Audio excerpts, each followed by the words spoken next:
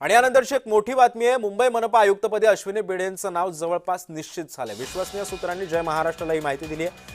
आज मुंबई मनपा पालिका आयुक्त ठरणार आहे आणि याच पार्श्वभूमीवरती अश्विनी भिडेंचं नाव जवळपास चर्चेत आहे। दरम्यान अश्विनी भिडे कोण आहेत ते आपण पाहतो। 1995 बॅचच्या महाराष्ट्र केडरच्या IAS अधिकारी ते आहेत। आतापर्यंत विविध महत्त्वाच्या जबाबदाऱ्या यशस्वीपणे त्यांनी पार पाडल्यात। डिसेंबर 2024 पासून मुख्यमंत्री कार्यालयामध्ये अतिरिक्त मुख्य सचिव म्हणून ते कार्यरत आहेत। मुंबई मेट्रो प्रकल्पाच्या व्यवस्थापकीय संचालक पदाची ही जबाबदारी त्यांनी पेलली। 1997 ते 99 कोल्हापूरमध्ये सहाय्यक जिल्हाधिकारी पद सुद्धा त्यांनी भूषवलंय।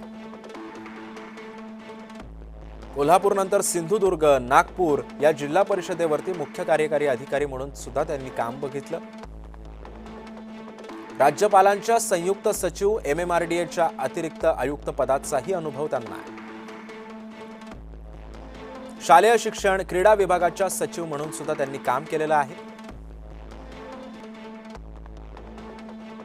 2015 मेट्रो 3 ची धुरा मुंबई मेट्रो रेल कॉर्पोरेशनच्या MD मेट्रो वुमन आधी अशी ओळख सुद्धा त्यांनी स्वतःची निर्माण केलेली आहे।